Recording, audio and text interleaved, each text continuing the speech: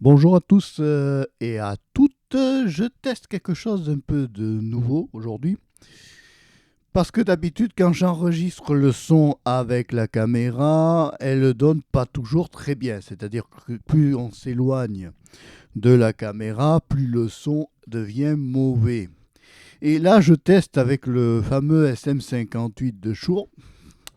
En même temps que je l'ai mis sur le Zoom H5, n'est-ce pas?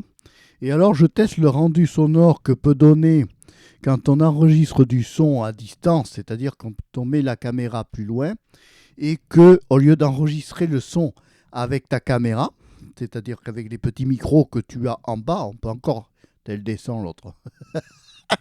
C'est quand même extraordinaire, j'ai le seul pied photo où quand j'enregistre une vidéo, le, la caméra la caméra descend.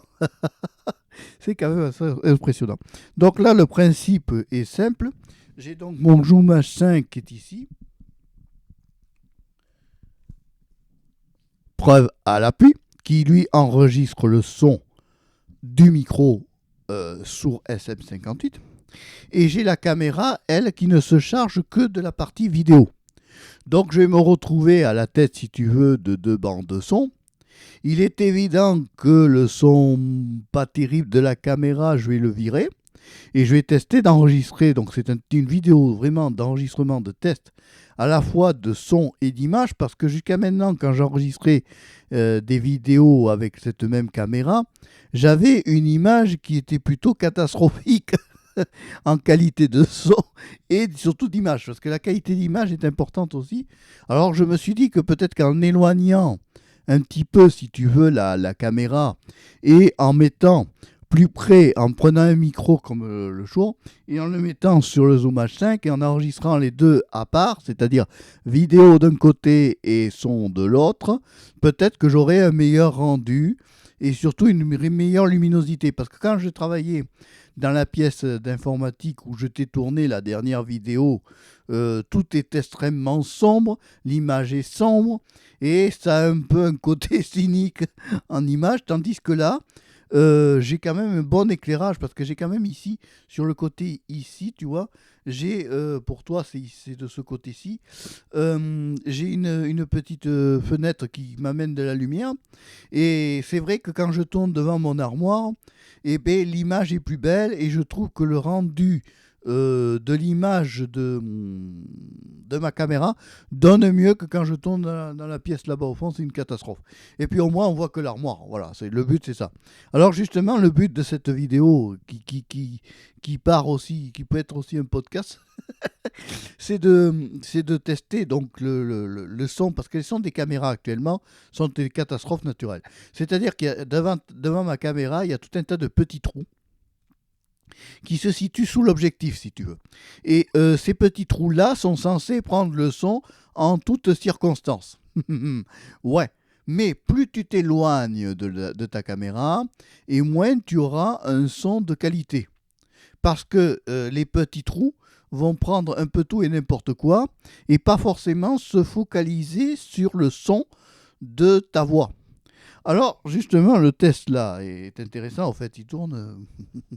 Est-ce que mon Zoom H5 enregistre? Est-ce que ça enregistre? Est-ce que ça tourne? Non, parce que ça serait quand même un gag que ça ne marche pas. Ouais, ça a l'air de tourner. Les chiffres défilent. Alors aussi, ce qu'il faut contrôler avant d'enregistrer une vidéo avec le Shure SM58, c'est quand même la partie prise ici dessous là, tu vois, j'ai une prise, c'est de micro-filaire, oui, c'est encore la génération où on fait du fil.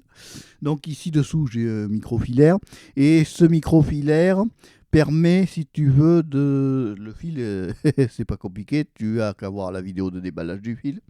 Je l'ai déjà présenté avec le Shure MCM58 et tout ça c'est déjà présenté avec le Zoom H5.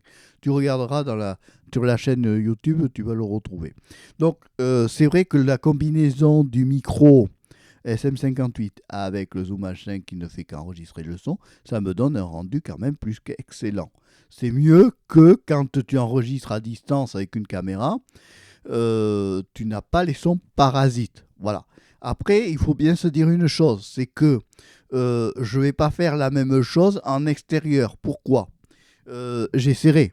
Mais tu vas voir que quand on sera en extérieur et qu'on enregistrera, que ça soit avec la caméra comme avec le jour, et bien le moindre coup de vent va faire. Voilà, c'est ça. Je t'ai donné une idée. Voilà, ça veut dire quoi? Ça veut dire que ce que j'obtiens là, à l'intérieur d'une maison, va être complètement différent de l'extérieur. Voilà. C'est pour ça que certains utilisent maintenant en extérieur des smartphones en tant que caméra et ils emploient, au lieu d'avoir un micro, ils prennent, je crois que c'est le Rode vidéo micro, je ne sais plus quoi, lequel le Rode, il y a une espèce de carré là qui mettent comme émetteur et récepteur, je ne sais même pas comment il s'appelle ce truc, et apparemment ça donne un bon son, oui, parce qu'ils utilisent toujours les micro-cravates, comme tous les professionnels du reste. 95% des professionnels que tu vois actuellement à la télé, ils utilisent, beaucoup de chanteurs utilisent ce micro-là, le CSM58, et il y a énormément de gens qui utilisent ça. C'est vrai que le rendu son est excellent. Par contre, la caméra, elle continue à me faire des histoires et à descendre tout doucement. Bon. Quand tu vas t'arrêter de descendre la caméra, peut-être que tu vas te stabiliser à un moment donné. Non, mais c'est important. Parce que d'après ce que j'ai compris, à force d'étudier et de regarder les vidéos, le son, c'est 95% d'une vidéo. Forcément, c'est ça qui anime. Nous, on est là pour animer, mais bon, si tu n'as pas un bon son, ben, ça ne donne pas bien. Maintenant, avoir un bon son, c'est pas évident. Pour la bonne raison que si tu enregistres, par exemple, ton son sur un ordinateur, si tu n'as pas une bonne carte son ou que ta prise jack femelle, là où le mâle rentre, prise jack mâle rentre, et bien si ta prise jack femelle a des parasites ou qu'elle est mal insérée ou que ça donne mal, et bien automatiquement tu vas avoir un rendu son qui va être beaucoup moins bon. Mais en sachant que quand on enregistre le son, là c'est exceptionnel parce qu'avec le Zoom H5, je peux mettre un casque. Et en ayant le casque, c'est quand même rare quand j'ai mon retour son en temps réel. Ce qui me permet de me positionner par rapport au micro. Il faut savoir, c'est que, alors tu vas me dire, tu n'as qu'à brancher un câble casque, t'as qu'à brancher donc un câble casque sur l'ordinateur et ça donnera le même rendu. Oui, mais pas que. C'est pas toujours évident. Donc c'est vrai parce qu'on est soumis à des prises. Là, on est sur une prise jack. Les prises jack à l'origine, des vraies prises jack de micro. On a un vrai câble micro ici, tu vois dessous là. Ça, c'est le vrai câble micro. Donc on a toutes les configurations avec un vrai micro qui sert dans les salles de concert pour avoir un son d'exception. Du reste, je pense que les futures vidéos, je vais essayer peut-être de les tourner comme ça, en face cam, avec le micro Shure dessus et le Zoom H5 sur les genoux. Oui, parce que là, il est sur les genoux, le Zoom H5. Je fais surtout attention qu'il ne parte pas en galipette pour tomber par terre, parce que là, je serais très embêté. Mais tu comprends, malgré tout, même si j'avais un problème de son en enregistrant avec le Zoom H5, j'ai quand même une piste de secours de son qui est fait avec la caméra ici devant. Faut quand même que tu saches que, je l'ai déjà dit dans une précédente vidéo, mais quand je tourne une vidéo, je me parle à moi-même. Donc, j'ai tout intérêt, quand je me parle à moi-même, à ce que j'ai toujours... Parce que là, quand je te regarde, toi, je me vois moi. C'est beau la magie de l'informatique et du monde actuel. C'est que quand on s'enregistre, on se voit soi-même et ça devient une vidéo, on te regarde toi. Mais je te regarde toi, mais je te vois pas. C'est quand même assez extraordinaire. C'est un progrès monstre. On arrive à des trucs maintenant. Bon, maintenant, ça a progressé parce que maintenant, tu as des nouveaux systèmes qui te permettent de te voir, de voir, si tu veux, la personne que tu regardes. En live, il y a des systèmes de live comme, je ne sais plus comment il s'appelle, je crois que c'est StreamYard. Ouais, StreamYard. Et StreamYard te permet de faire un live et d'inviter des gens et de faire participer à tes lives des personnes. C'est pas mal. Le rendu est bon. Le rendu est excellent. Voilà, c'était mon petit test aujourd'hui que je voulais faire avec ma caméra ancienne là.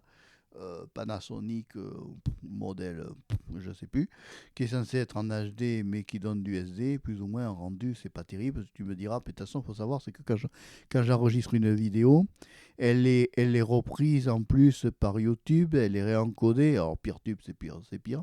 Et des fois, les encodages de YouTube et de PeerTube sont complètement différents, et PeerTube baisse encore plus la qualité de la vidéo. J'ai pas encore vu, honnêtement, de 1080p sur PeerTube. Pas du tout. Je vois beaucoup du 720p, voire du 480p. Voilà. Je pense pas qu'actuellement ça vaille le coup réellement pour un youtubeur moyen d'aller investir dans des caméras 4K et tout le Bataclan. Aucun intérêt parce que c'est créer du contenu pour pas être payé. Donc voilà, je vois pas l'intérêt d'aller s'embêter à aller investir encore dans des caméras HD, machin, bidule. Quand maintenant tu as beaucoup de youtubeurs qui créent du contenu avec leur smartphone, hein, euh, quand on pense qu'on a créé des caméras avec des grands écrans, avec des grands objectifs, et que certains se contentent d'objectifs totalement microscopiques qui prennent beaucoup moins de lumière et qui ont une moindre capacité d'adaptation par rapport à des caméras un peu plus grandes, à plus grand objectif, qui va avoir un meilleur capteur et qui va donner un meilleur rendu, hein. Voilà. Maintenant, certains ont fait des progrès dans les petites caméras de smartphone. C'est vrai que maintenant, avec un smartphone, on peut filmer de la 4K, même jusqu'à 5K. Maintenant, attention, filmer avec la 4K et avec la 5K, ça amène à des problèmes de grosseur de fichiers et des fichiers qui sont plus gros et plus lourds. Donc, fichiers plus gros et plus lourds, donc, ordinateurs plus puissants. Ça va demander des ordinateurs même extrêmement plus puissants, avec des cartes graphiques plus grosses, avec des processeurs plus puissants, avec... Voilà, mais le problème, c'est que le youtubeur moyen, je m'excuse, mais un youtubeur qui est au RMI, par exemple, il va pas se payer un PC à 2005-3000 boules. Ça va pas, il n'a pas les moyens. Donc, il faut qu'il fasse des vidéos plutôt de plus basse qualité, mais il faut qu'il sache qu'il sera moins mis en avant. C'est la dure loi des plateformes de vidéo actuellement. Hein. Actuellement, quand tu crées une vidéo, t'es pas toujours mis en avant. Hein. Alors, tu as beau mettre les tags, à part certains disent que les tags n'ont plus aucun rapport, que ça n'a plus aucun but, que ça n'a plus aucune... Oui, bon, en fait, de toute façon, concrètement... Oh, désolé, oh, des fois on s'enraye. Qu'est-ce que tu veux? Ça y est, le disque est rayé. À l'époque, c'était ça quand tu avais les disques qui se rayaient, ça faisait des parasites. Tu sais, quand tu avais le tourne-disque et que tu avais le disque qui se rayait, tu entendais. Alors, des fois, c'était la poussière, mais des fois, c'était les rayures qui faisaient dans le rayonnage du disque. Ah, c'est bon, t'as vu? Ça, c'est pour les passionnés d'ASMR, c'était la séquence courte. Voilà, c'était un peu la vidéo de test de son et d'image à distance. Toujours avec la même caméra Panasonic. Hein. Bon, je ne vais pas changer de caméra pour ça. Voilà, mais enfin, je trouve que le rendu est quand même meilleur devant l'armoire. Qu'est-ce que tu veux? Je suis condamné à être fidèle à mon armoire. Et alors, pourquoi je fais un cadrage serré?